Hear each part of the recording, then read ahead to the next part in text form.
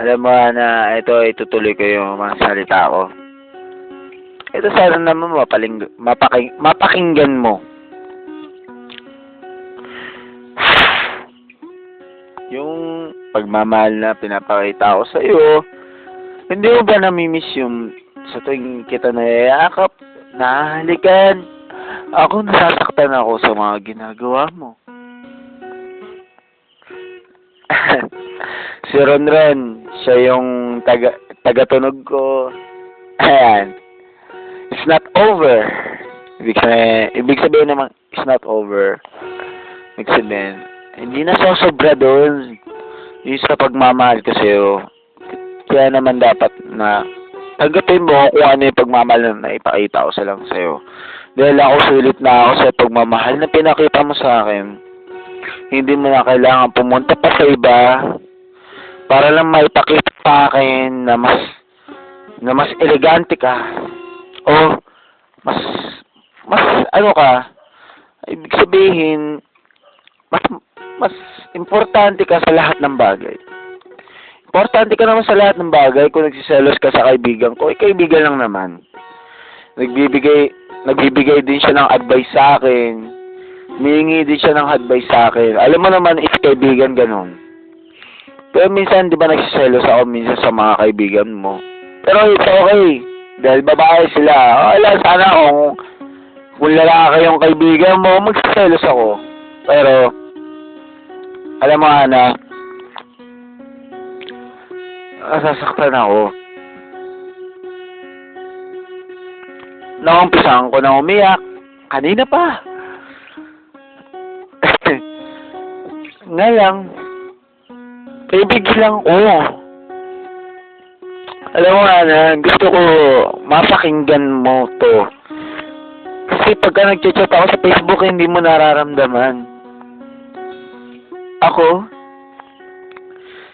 bilang tao rin ako, nasasaktan din ako.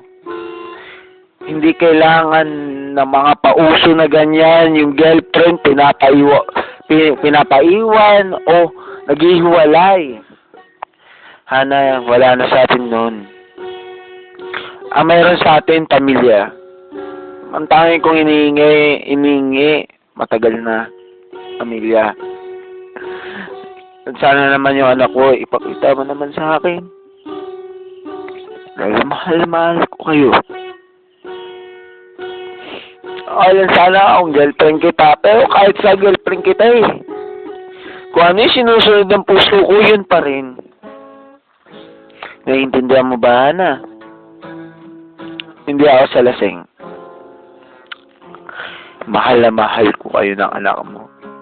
O totoo si Dada ako, magsakripisyo. Sinabi ko pag-iipon kanina. Nag-iipon talaga ako. O totoo gusto ko dito ka mga anak talaga. Kasi ako yung ama ng bata. Kung ano naman, kung wala naman ang pangyayari na siya nun Ito naman si Ron, tama na daw. Kasi nga, ayaw nga na ako umiyak na sabi ng kaibigan ko. Tama na yung umiyak. Ayaw niya nakikita umiyak ako dahil iiyak din. Mambabae na lang daw. Pero, alam mo, hindi ko sinusunod dyan, Ana. Hindi ko sinusunod dyan. Promise ka sa akin. Promise. Ikaw yung taong nagsimula sa akin. Kaya, ito hanggang sa huli, ikaw pa rin. Kaya na, ayoko mababalitaan na iba. Yung iba, may makakasama ka.